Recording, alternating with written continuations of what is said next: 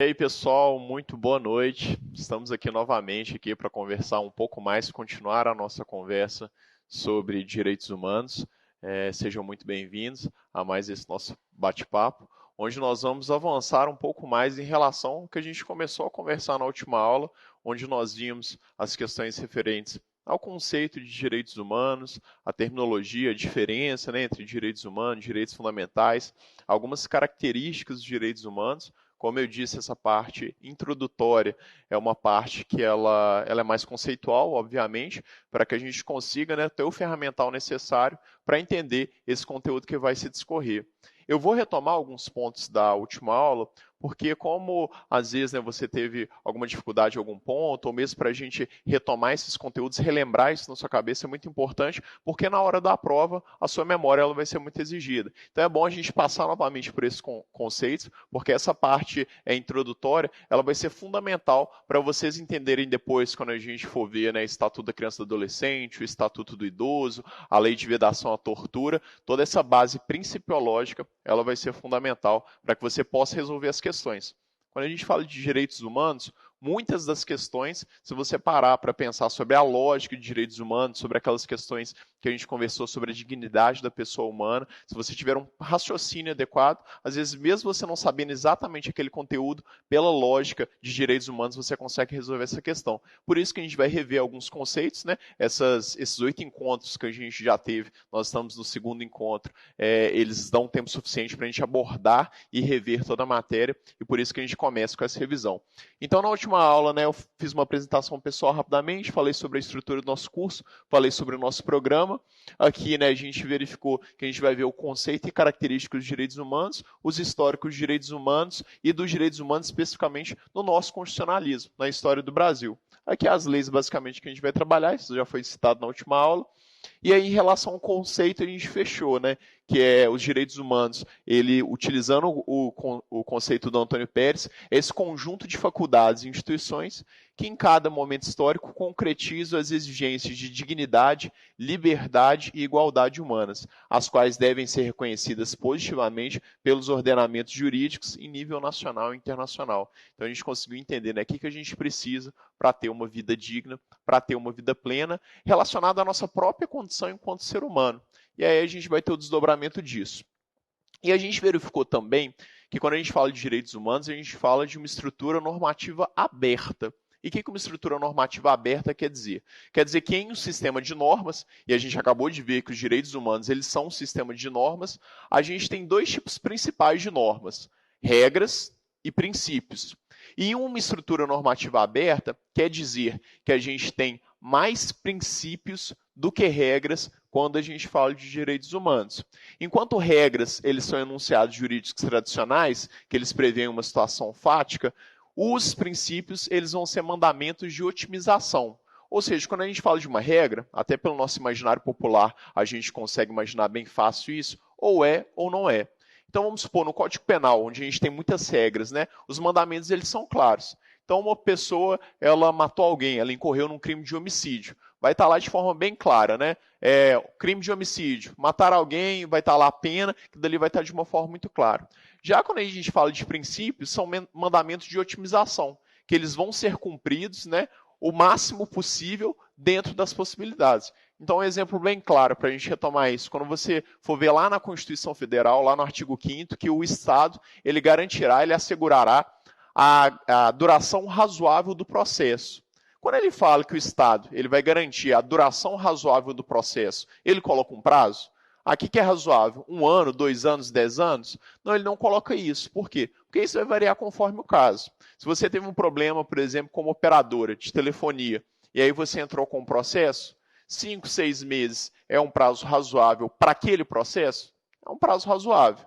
Agora, se você está em um processo de uma divisão, de uma herança milionária, aí, 10, 20 milhões de reais, esse processo ele durar mais tempo, ele durar 1 ano, 2 anos, é uma duração razoável? É uma duração razoável. Ou seja, não existe naquela situação ali uma regra específica, mas sim um mandamento, né, uma espécie de recomendação que deve ser cumprida, né, da melhor maneira possível. Como ele não é tão taxativo, né, como ele é uma estrutura mais aberta, a gente chama isso de princípio. E dentro dos direitos humanos, a gente vai ter um sistema normativo aberto que a gente vai ter mais princípios do que regras. Quer um outro exemplo bem claro? Quando a gente fala muito em direitos humanos de trabalhadores que às vezes estão em condições análogas à escravidão.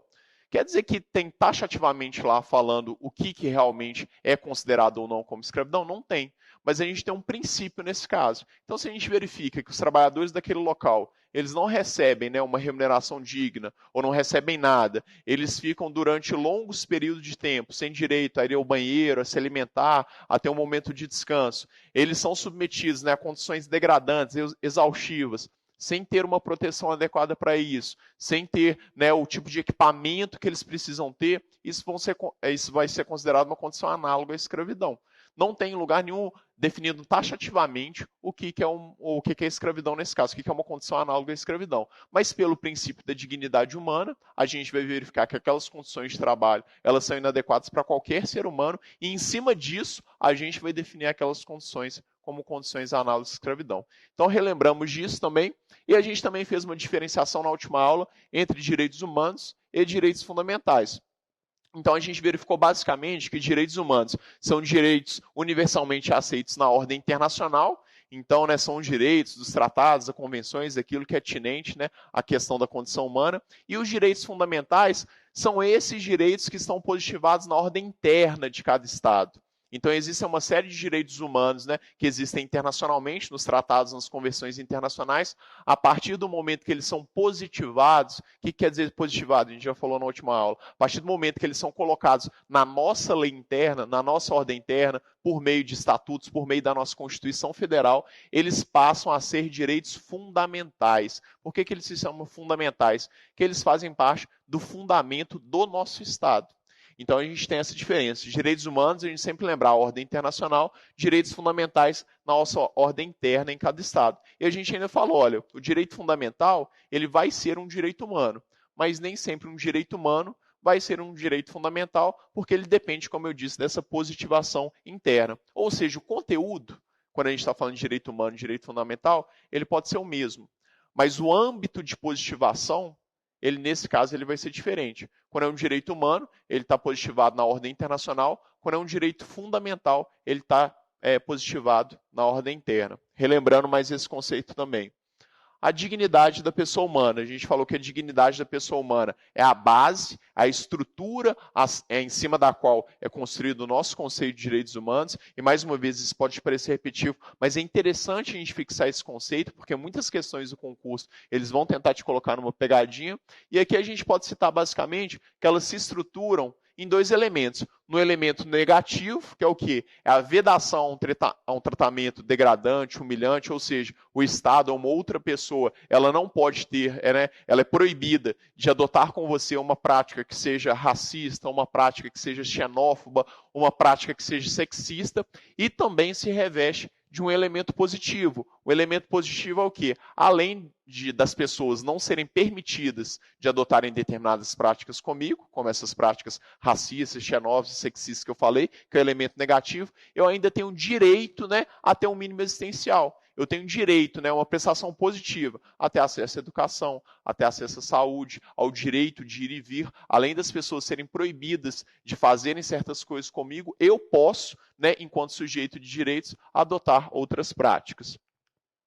Vimos também as quatro correntes principais de fundamentação dos direitos humanos, ou seja, qual é o fundamento dos direitos humanos, e a gente viu a questão do justnaturalismo, do positivismo, do racionalismo e do moralismo. Revendo mais uma vez, porque isso costuma ser conteúdo das questões, especialmente no CFO-ABM. Lembrando, gente, que geralmente, se você for analisar historicamente as questões de direito humano do concurso CFO, elas são questões que elas não exigem uma profundidade em termos de conteúdo muito grande. É diferente quando você for pegar, por exemplo, um concurso de defensor público, de promotoria, de magistratura, onde além, né, de dominar o conhecimento sobre direitos humanos, eles vão cobrar muitas vezes uma opinião crítica, um aprofundamento maior. No caso, historicamente, né, das provas CFO, se você for pegar ali os 5, 6, 7 últimos concursos, você vai ver que na maioria das vezes eles pedem, né, ou a letra seca da lei, ou seja, a legislação ali da forma como ela está, de maneira literal, ou então o entendimento doutrinário básico sobre isso. E geralmente esse conteúdo aqui, ele é um conteúdo que ele é cobrado nas nossas provas, nas nossas avaliações. Fundamento justnaturalista é o que? Aquela ideia que o direito, né, que os direitos humanos, eles são anteriores, são superiores. Eles decorrem de uma ordem, né, que ela é imutável, inderrogado, ou seja, né, desde que o mundo é mundo, os direitos humanos eles já estão lá, eles fazem parte da estrutura do mundo. E quais são as palavras-chave nesse caso? Né? Então, olha, normas anteriores, superiores ao direito estatal posto, decorrente de um conjunto de ideias de origem divina ou fruto da razão humana. Mas nesse caso, como fruto da razão humana, para que você não confunda, né, quando a gente falar da corrente racional, fruto da razão humana, como se ele já viesse com o ser humano. Então surgiu o ser humano na Terra, junto com o ser humano, já surgiu os direitos humanos. Então aquela questão, aquele conceito, aquela justificativa associada a quase um cunho metafísico, ou seja, ouvindo de Deus aquilo, né, que já veio de uma ordem divina, e aí vem, né, essa ideia da ordem superior, da ordem imutável, da ordem inderrogável,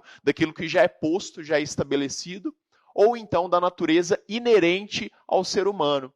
Ou seja, né, aquilo dali já surge o ser humano e aquilo dali já vem com ele. Lembre-se dessas palavras-chave, porque geralmente, nas questões de concurso, isso vai ser sempre esse conceito estabelecido. Então eles vão perguntar lá, a corrente de fundamentação dos direitos humanos, que propõe uma ordem superior, uma ordem anterior ao ser humano, uma ordem que já é posta, que é inderrogável, que é imutável, que ela vem de um ser superior, que ela vem de Deus, e isso a gente vai estar relacionado ao fundamento justnaturalista.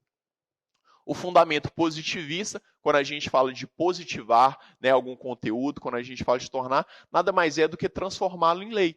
Então, se positivar é o ato da gente pegar, né, algum conteúdo e colocá-lo na lei, né, positivá-lo, né, torná-lo parte do mundo jurídico, o fundamento positivista ele vai ser, né, a escola que vai dizer que basicamente os direitos humanos eles surgem a partir do momento que eles são positivados, que eles são colocados na lei. Então os direitos humanos no Brasil, por exemplo, eles teriam surgido a partir do momento que eles começaram a surgir nas nossas constituições brasileiras, que é como a gente vai ver à frente. Então, em 1946 a gente teve esse direito positivado. Então o direito humano em relação à saúde, em relação à educação, ele surge nesse momento. Antes disso, para a escola positivista, antes de estar na lei, não existe. Então, está na lei, existe para a escola positivista. Não está na lei, não existe para a escola positivista. Então, desse modo, se os direitos humanos estiverem inscritos em textos legais, eles são considerados direitos humanos. Antes de serem positivados, eles são considerados apenas valores e juízos morais. Eles não são direitos, eles são hábitos, eles são costumes de determinadas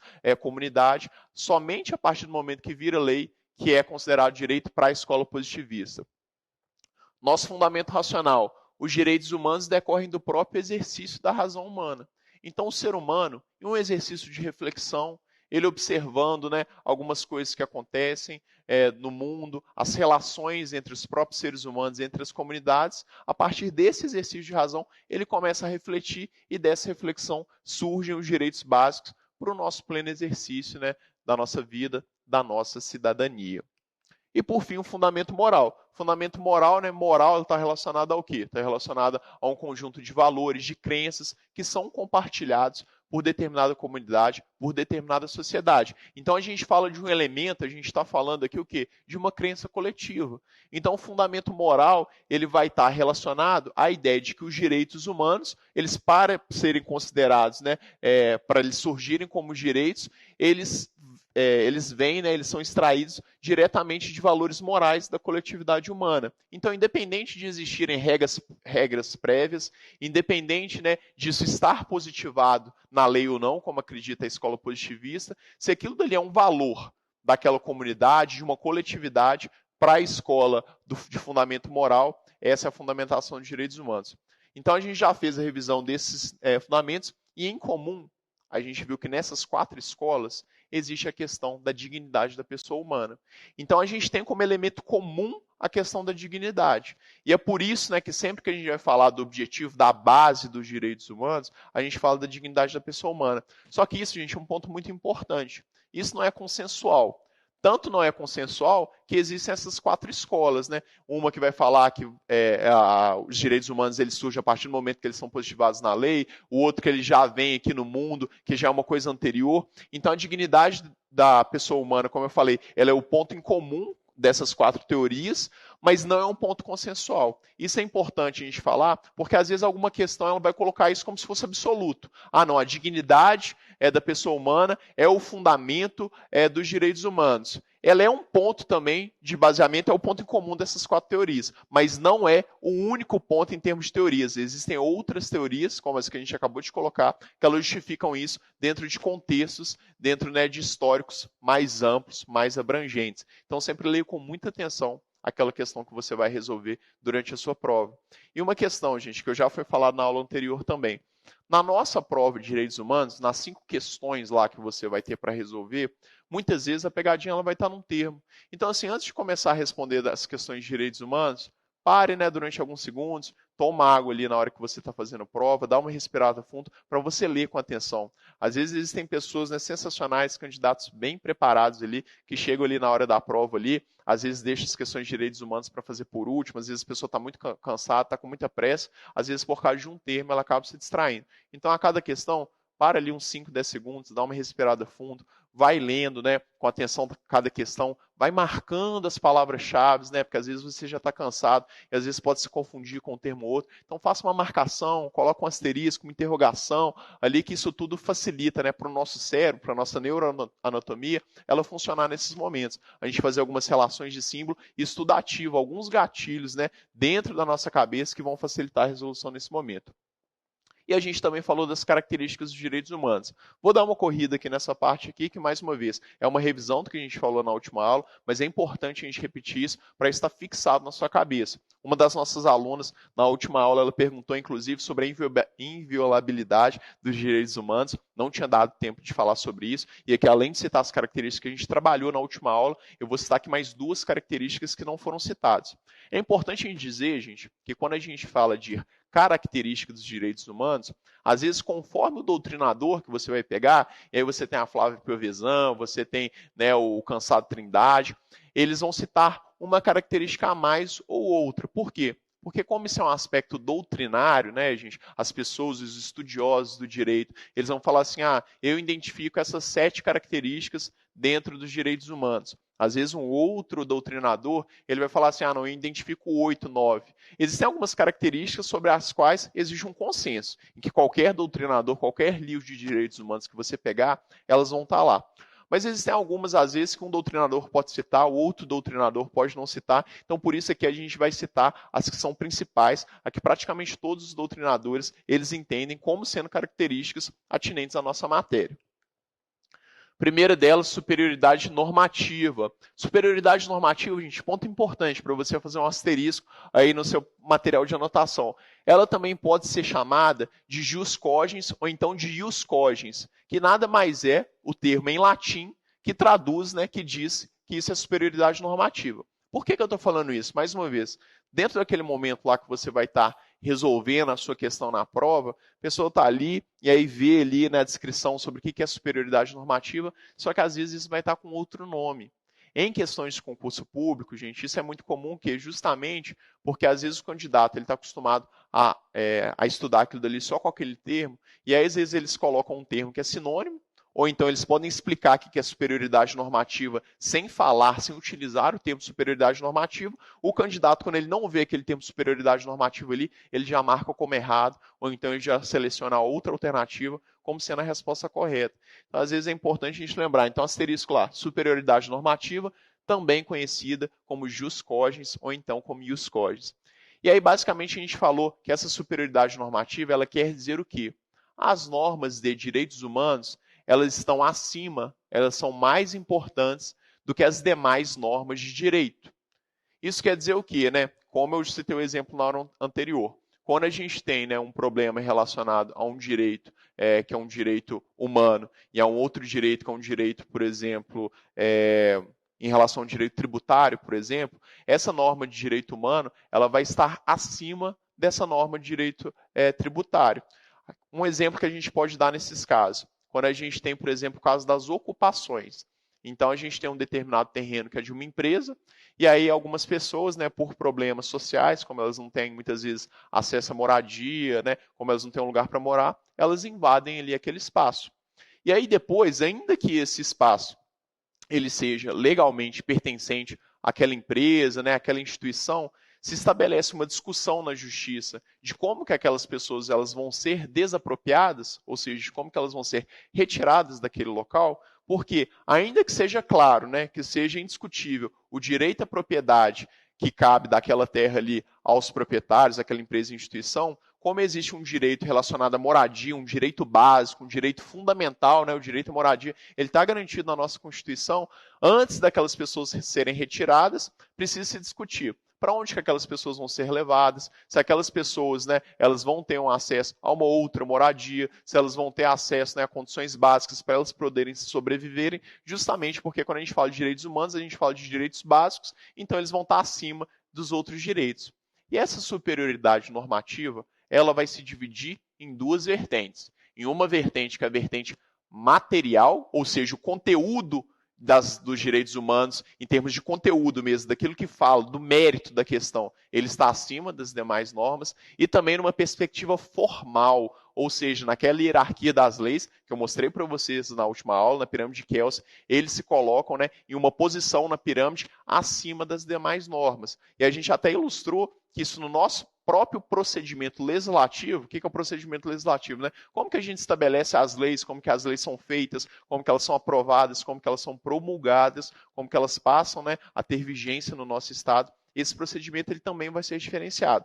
A gente vai retomar esse ponto, como essa é uma explicação que demora mais tempo, e hoje a gente está nessa revisão, a gente vai retomar esse ponto quando a gente falar, né, da nossa Constituição Federal, dentro lá do artigo 5º lá, tem esse procedimento especial de como que a gente aprova tratados internacionais de direitos humanos, mas aí a gente vê a superioridade formal dessas leis, ou seja, né, a característica, se é uma lei de direitos humanos, se é uma norma sobre direitos humanos, ela vai ter formalmente um valor maior do que isso.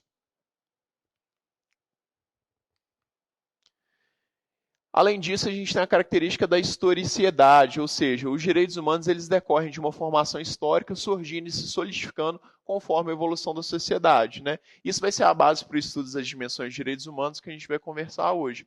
Ou seja, gente, lá atrás, quando a gente estava no tempo da Revolução Francesa, então a gente tinha um Estado, né, que era um Estado absolutista e que ele achava que ele podia tudo. Então o Estado ele poderia, né, você sem ter cometido nenhum crime, pelo simples fato de você ser um opositor político, ele poderia ir na sua casa, te prender sem nenhuma justificativa prévia, sem você não ter cometido nenhum crime, pelo simples fato de você ser um opositor político, e às vezes eles poderiam, né, te matar sem sequer te levar a um julgamento. Então, naquela época lá, existia, né, uma grande discussão sobre o quê? Sobre direitos civis e sobre direitos políticos. Eu tenho direito, né, de ir e vir, eu tenho direito de me expressar, são direitos muito básicos. Depois, hoje em dia, a gente já não discute mais isso, porque isso já é uma situação superada. A gente vai discutir, né, direitos de outras dimensões, de outras gerações, questões relacionadas a gente pode clonar um ser humano, não pode. A gente tem o direito, né, à paz, ou as pessoas é legítimo quando a gente tem um terrorista fazendo um atentado. Então são outras discussões. E a característica de historicidade é a que reconhece isso, né, dentro de uma história, entendendo que os direitos humanos eles vão ter, né, uma variação conforme o recorte histórico, conforme o momento que a gente vive. Característica do universalismo. O que a gente viu no universalismo? Direitos humanos, gente, eles estão ligados à característica, ao fato de você ser um ser humano. Isso pode parecer até pleonástico, né?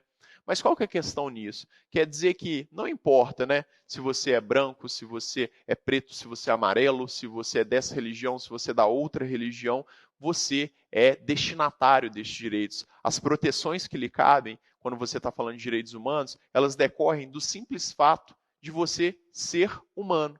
E não de outra característica. Você que daqui a pouco, né, se Deus quiser, vai virar um militar do Corpo de Bombeiros, você vai estar sujeito ao Estatuto dos Militares. O Estatuto dos Militares é uma lei que ela vem lá de 1969, é uma lei estadual, que ela regula quais são os seus direitos e deveres enquanto militar. Então vai estar falando lá, né, vai estar escrito, olha, você enquanto militar, você tem direito a usar fardamento, você tem direito, né, à assistência médica, psicológica, odontológica do Estado, você tem direito a porte de arma nos termos da legislação específica, como dever, né, você pode ser acionado a qualquer hora do dia e da noite.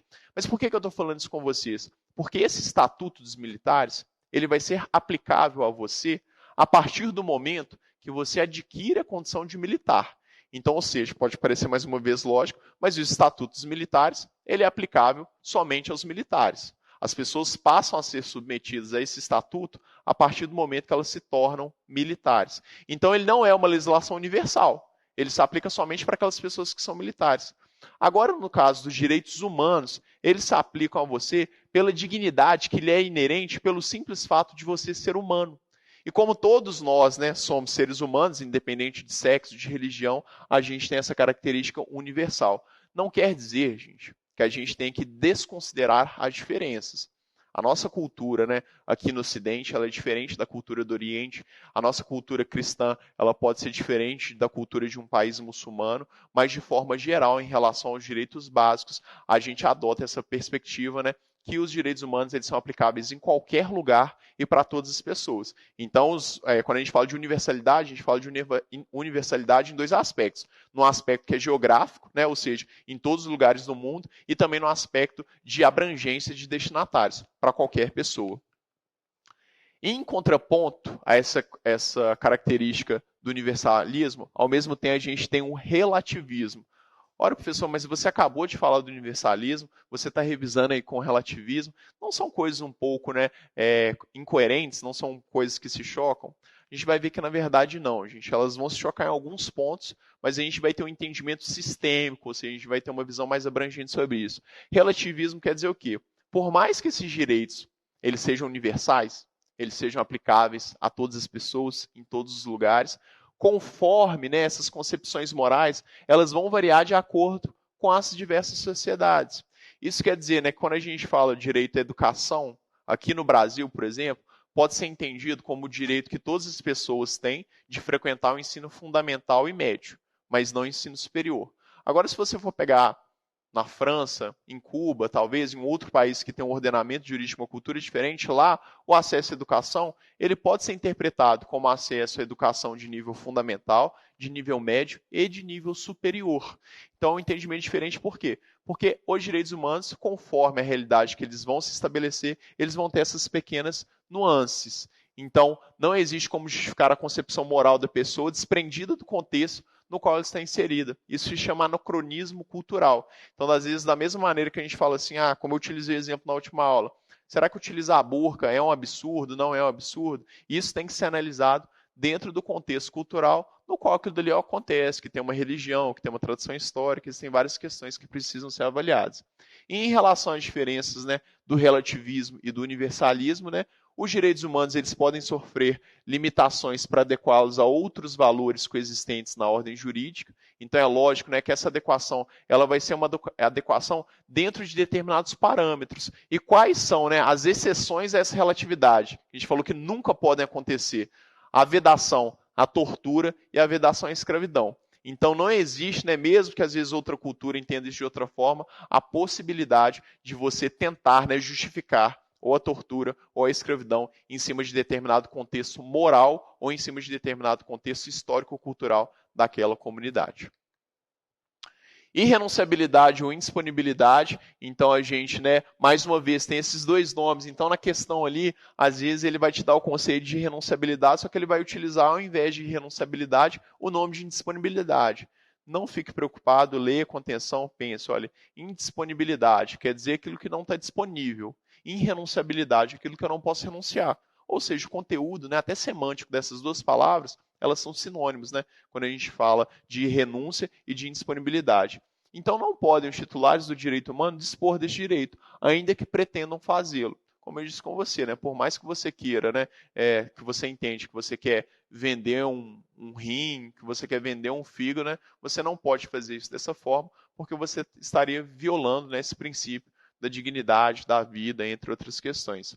Então, pela simples condição humana, ainda que você se entenda, né, que você quer renunciar, que você quer abrir mão daquilo dali, né, o Estado, né, a proteção institucional, ela vai atuar. E aí eu dei o caso na última aula da questão do suicídio. O bombeiro militar, mesmo diante de uma pessoa que quer abrir mão da própria vida, ele vai ali, né, atuar, porque ele está naquela questão do princípio, colocando, né, o seu direito de ir e vir limitado, porque às vezes ele vai te fazer uma contenção forçada, menos importante do que o direito à vida. Como eu disse nos princípios, que a gente utiliza como mandamentos de otimização, a gente vai fazer uma técnica que chama de sopesamento. Qual desses princípios aqui, o que é mais importante? É a vida ou a pessoa ter o direito de ir e vir dela restrito? Da mesma maneira que quando uma pessoa ela é presa, ela fica com o direito de ir e vir dela, né, temporariamente restrito, mas aquilo dali é por um bem maior, né, que é uma questão tanto da ressocialização daquela pessoa, quanto também para o bem da sociedade, uma vez que aquele criminoso, se ele estiver solto,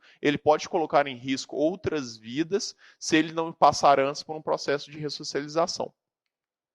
Inalienabilidade, ou seja, né, a gente não pode comercializar. Inalienável, gente, o que é uma coisa alienável? Tem relacionado à venda, disposição disso. Quando você compra um carro lá, às vezes você comprou um carro financiado, e aí tem lá no documento lá, alienação fiduciária. Ou seja, quer dizer alienação, venda, né, comercialização fiduciária. Fiduciária vem de fidúcia, que quer dizer confiança. Ou seja, como é um carro que ele foi vendido, né, a prestações, ele foi vendido financiado, ele fica com uma alienação fiduciária em nome do banco, ele é de propriedade do banco. Quando você termina de pagar, você termina essa relação de confiança, ele vai passar o título de propriedade, né, desse carro para você. Antes disso, você só tinha a posse, você não tinha propriedade. Ou seja, alienável, se você lembra da alienação fiduciária, aquilo dali que não pode ser vendido. Inalienável, aquilo dali que não pode ser vendido. E os direitos humanos, obviamente, eles não podem, né, ser comercializados. Não tem como eu dispor,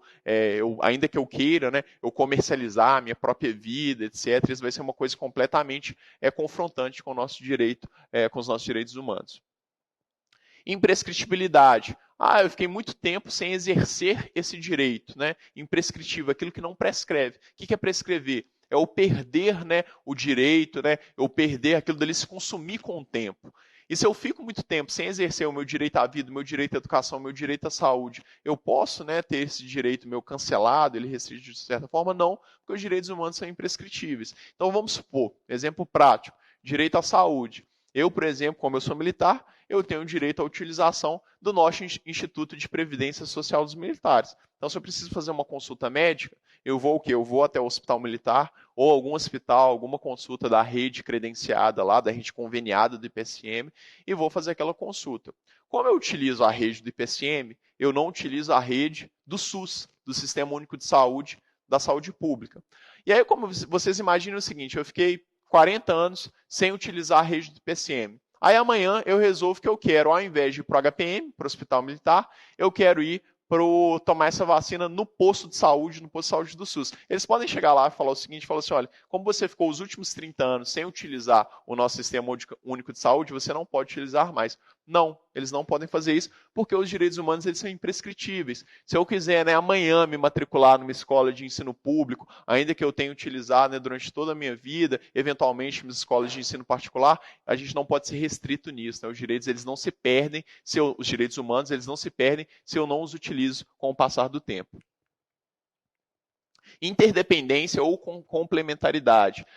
Constitui a relação mútua entre os direitos humanos protegidos pelos diversos diplomas internacionais. Isso está muito relacionado, gente, à indivisibilidade dos direitos humanos. Ou seja, os direitos humanos, eles são todos conectados, né? Eu não consigo ter acesso à saúde se eu não tiver acesso à educação, eu não consigo, né, ter o meu direito de vida garantido se eu não conseguir usufruir, né, do meu direito de moradia, do meu direito de assistência psicológica, moral, etc. Isso tudo está conectado no mesmo bloco. Então não tem como a gente ter só, né, num determinado país, um direito humano, ele ali, né, ele tendo sua vigência garantida e os demais sendo ameaçados. Quando a gente ameaça uma estrutura de direitos humanos, a gente acaba afetando todos os outros direitos. Por isso que no Brasil, é importante a gente falar disso, né, porque isso às vezes pode ser um foco da sua redação, alvo da sua redação, quando a gente fala, por exemplo, das fake news, né, a gente está em período próximo de período eleitoral, isso vai ser muito cobrado, a gente tem a questão do direito seu à informação, ele está sendo violado. Porque você, às vezes, está tendo acesso a uma informação que está sendo deturpada, uma notícia falsa. E por que que isso influencia em outros direitos, dentro de um conceito de complementariedade? Porque se você tem acesso a uma informação falsa, você pode votar errado. Ou seja, você está tendo um direito seu, que é o direito à informação, afetando um direito político seu, que é o direito de você votar, o direito de você votado, de ser votado. Então tudo isso está relacionado. Por isso que a gente tem essa ideia de indivisibilidade dos direitos, são todos conectados e um acaba complementando o outro.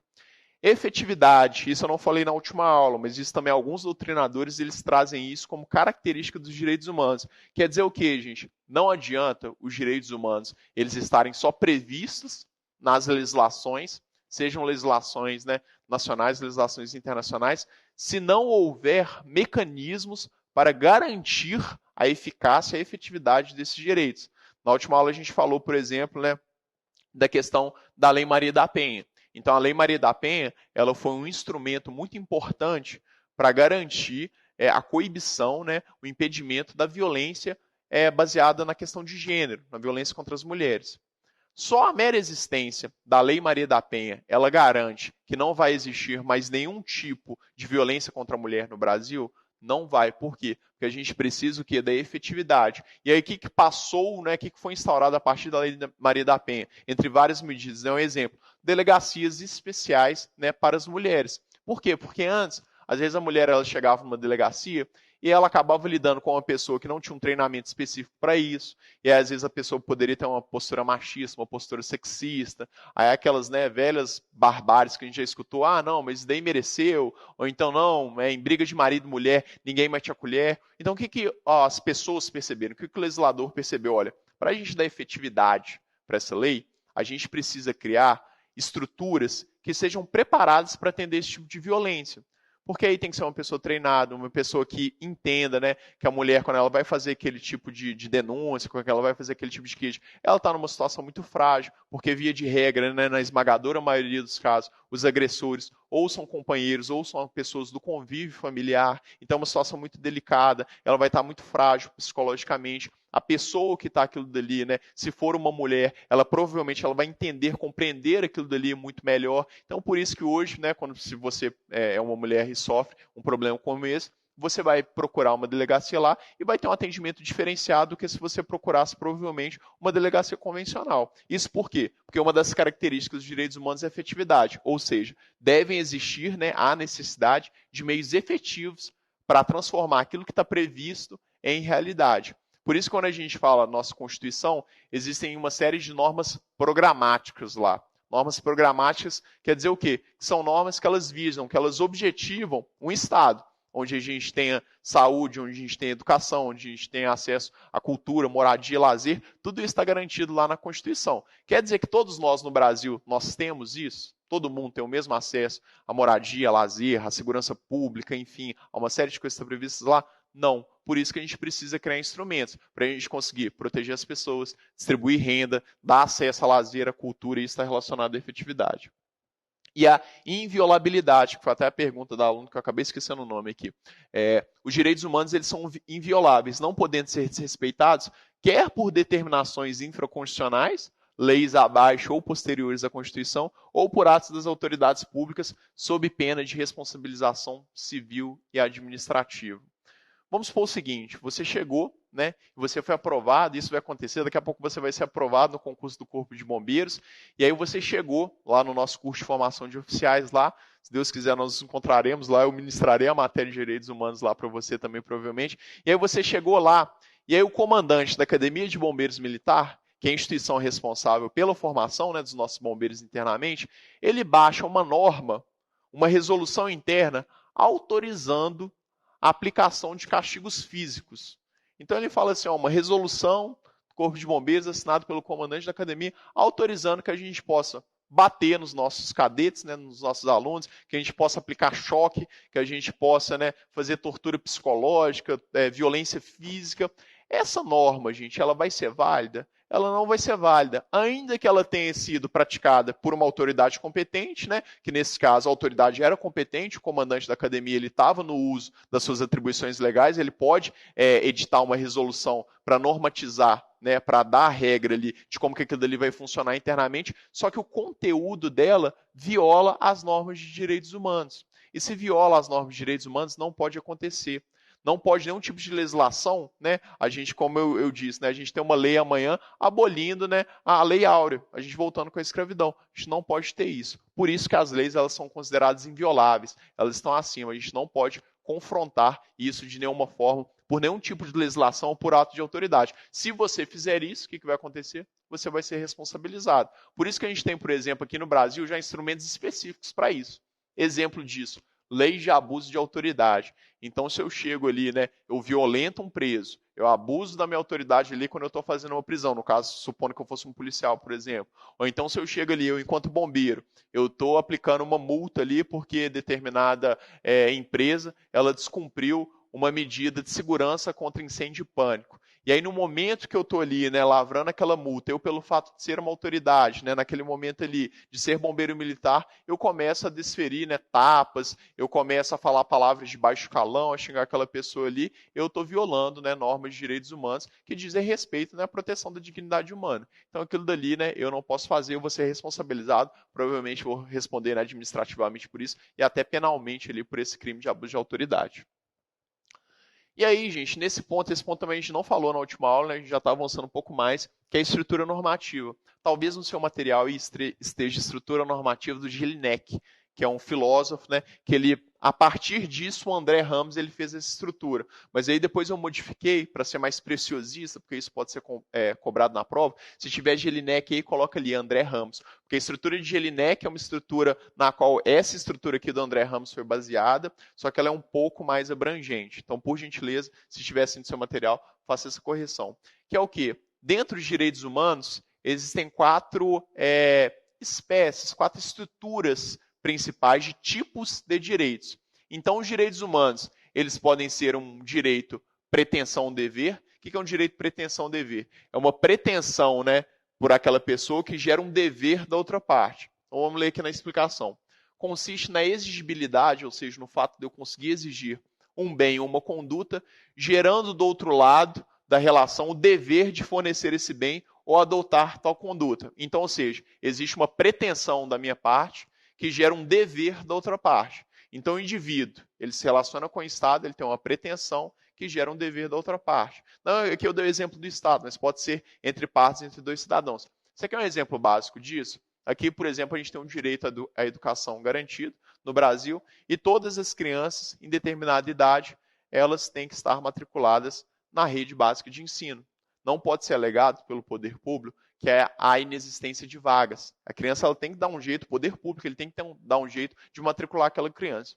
Aí vamos supor que você, né, provavelmente com seu filho, com seu sobrinho, você foi matricular o seu filho ou seu sobrinho lá na rede pública de ensino e eles falaram o seguinte, falaram assim, olha, não há vagas.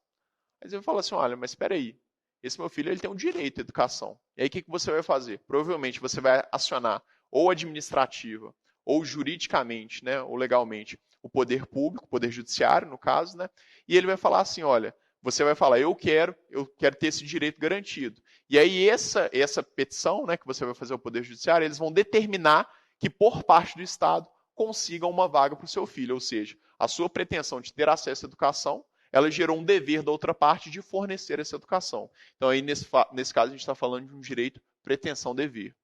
No caso do direito liberdade, ausência de direito, ou seja, é uma faculdade que você tem de agir, gerando no outro polo ausência de direitos.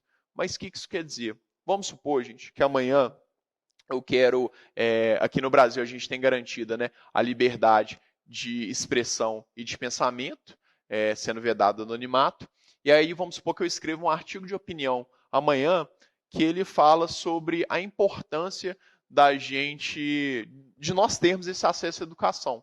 E aí vamos supor que uma pessoa, o governador, uma outra pessoa ali que está dentro da minha estrutura, né, de corporação de corpo de bombeiros, ela não concorda com o conteúdo desse artigo e ela fala o seguinte, fala assim, olha, esse artigo aqui tem que ser censurado. Isso pode acontecer? Não pode acontecer pelo seguinte, porque eu tenho esse direito, né, de me expressar, né, dentro, logicamente, né, de determinadas questões legais, eu não estou fazendo nenhum tipo de apologia a crime, nem incentivando nenhum tipo de prática criminosa, e aí esse direito que eu vou invocar, de liberdade de expressão, ou seja, um direito de liberdade, ele vai gerar na outra parte uma ausência de direito, ou seja, aquela pessoa que ela queria ter o direito de me censurar, ela não vai poder fazer isso. Então, uma liberdade que gera uma ausência de direitos na outra parte.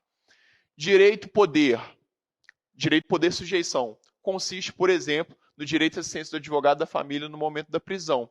Ou seja, gente, aquela pessoa que ela sofre o poder, a atuação do Estado, ela passa a estar sujeito, né, ela passa a ter esse direito de ter algum tipo de assistência nesse caso. Ou seja, diante, né, da sujeição daquela pessoa, daquele cidadão, a uma situação de prisão, ela passa a ter o poder, né, a possibilidade de contar com um advogado. Se eu sou preso, ainda que eu não tenha condições, eu tenho direito a isso, né? Se eu não tenho condições de pagar com o meu próprio direito, o Estado ele vai nomear, né, uma pessoa para me defender, né, um defensor público, ou então alguma pessoa que vai ser, algum advogado que vai ser nomeado, né, de uma forma que a gente chama no mundo jurídico, que é ad hoc, etc. Mas a gente não vai entrar nesse detalhamento. É só você entender. Você está naquela situação, você está sujeito àquela situação, você passa automaticamente a ter um direito em decorrência daquela situação a qual você foi sujeito.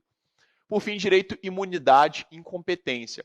Afasta a atuação dos agentes públicos em relação ao titular do direito, gerando a esses agentes públicos uma situação de impossibilidade de agir. Ou seja, direito, imunidade, incompetência. Ou seja, a partir da incompetência que aquela pessoa, que aquele agente público, ele está relacionada, né, à atuação dele, a competência que ele não tem, melhor dizendo, né, para atuar naquele caso, isso me gera uma imunidade. Ou seja, eu só posso ser preso, né, no caso ou de flagrante delito, ou então no caso de mandado judicial.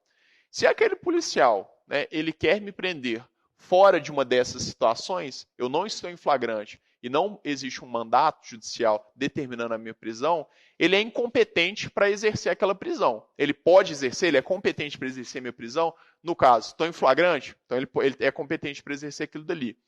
Tem mandato judicial, ele é competente para exercer aquilo dali. Mas estando fora dessas situações, ele é incompetente.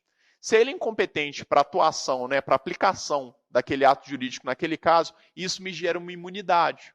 Então eu não vou ser preso se eu não estiver nessas duas situações, porque fora dessas duas situações eu estou imune à aplicação daquele ato. Beleza? Então essa é uma estrutura normativa, são dentro de direitos humanos, como que eles se subdividem, né? Dentro de direitos, pretensão, dever, liberdade, ausência de direito, poder, sujeição, imunidade, incompetência.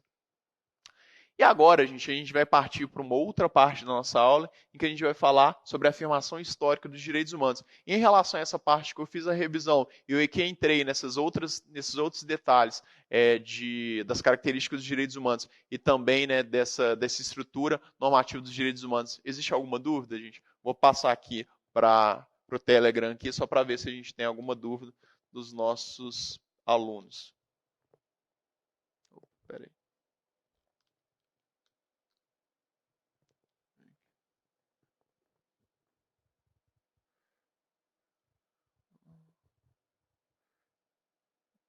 Então vamos lá, a gente tem uma pergunta. A gente tem para deixar na tela, pode deixar que eu vou voltar daqui a pouquinho, gente, para a tela. A questão do aborto, como ela é tratada dentro desse tópico, e também tem a questão da eutanásia. Vamos lá, gente. Tanto o aborto quanto a eutanásia, elas são temas muito polêmicos, mas elas estão relacionadas aos direitos humanos, como eu disse. Existe uma questão de relativismo dentro dos direitos humanos. Existem alguns países, em alguns locais, salvo engano, acho que na Suíça ou na Suécia, você pode praticar a eutanásia, que eles entendem, né, que o seu direito, né, que pelo princípio que você tem, né, da sua autodeterminação, da sua decisão de dispor da própria vida, você poderia, nesses casos especificamente, né, que você está submetido a doenças que são extremamente desgastantes, que são, né, que necessariamente vão te levar à morte, que nesses casos dentro ainda de um princípio de proteção à vida, para preservar o seu sofrimento, a sua condição humana, né, a sua condição de dignidade, você poderia praticar esse ato. Aqui no Brasil, gente, o entendimento ele é diferente. Por quê? Porque tanto no caso da eutanásia quanto do aborto, né, a gente tem que a pessoa ela não pode dispor, né, da própria vida, salvo em raríssimas exceções. O aborto ele é proibido no Brasil, gente, ele é proibido, né, via de regra, mas existem algumas situações, como situações, né, de estupro, algumas situações, né, quando o próprio o nascimento do feto coloca em um risco, né, imediato a vida da mãe, que o aborto ele vai poder ser feito. E aí, nesses casos, por que isso é entendido dessa maneira? Porque os direitos, né, os direitos do nascituro, eles são garantidos pela nossa Constituição e pelo nosso entendimento jurisprudencial, que os tribunais eles já falaram sobre isso, desde o momento da concepção. Então, como o direito brasileiro ele adota essa teoria, né, que os direitos do nascituro eles vão estar protegidos desde a concepção, ainda que aquela pessoa, aquele feto, né, no caso, ele ainda não tenha nascido, ele já é destinatário da proteção do Estado brasileiro. O Estado brasileiro, dentro desse conceito de que você não pode renunciar, dentro do conceito que aquilo dali é inalienável, ele não permite que você, né, retire a vida daquele feto, que dele está protegido. No mesmo caso da eutanásia. A gente não vai ter a eutanásia permitida no Brasil, também desse entendimento, né, de proteção à vida, e também entendendo que mesmo você sendo você aquela pessoa decidir isso, mesmo se você já deixar expresso aquilo dali, aquele mandamento, né, que você eventualmente deixou no seu testamento, porque às vezes a pessoa, quando a gente fala sobre eutanásia, a gente fala de uma pessoa que entrou numa situação de inconsciência, só que às vezes ela já deixou uma previsão expressa de caso ela entrasse naquela situação, os aparelhos deveriam ser desligados. Ela não pode fazer isso justamente dentro do conceito, né, de renunciabilidade dos direitos humanos. Então, gente, quando você for responder essa questão, lógico que os enunciados, às vezes, eles vão ser um pouco maldosos, mas pensem sempre sobre isso. Aqui no Brasil, a gente tem esse entendimento de proteção integral à vida do indivíduo. Então, né, se ali o feto, ali, a pessoa ela tem, se os direitos nascituros eles são protegidos desde a concepção, aquela pessoa ela não vai poder cometer o aborto. Mas por que existem possibilidades em que o aborto ele pode ser cometido? Justamente porque em casos extremamente específicos, dentro do princípio de proteção à dignidade da pessoa humana, naqueles casos, o aborto vai ser considerado a medida menos danosa. Então, vamos dar um exemplo aqui. No caso de uma pessoa estuprada, né, às vezes o nascimento daquela criança ali poderia gerar um trauma, uma afetação à dignidade daquela pessoa muito maior do que o próprio nascimento, do que o próprio aborto, perdão. Nesses casos vai ser permitido. No caso, por exemplo, que a gente está falando de proteção à vida, não faria sentido. Se aquela gravidez coloca em risco absoluto, imediato, a vida da grávida, a gente trocar uma vida por outra. Por isso que nesses casos a gente vai ter essa aplicação.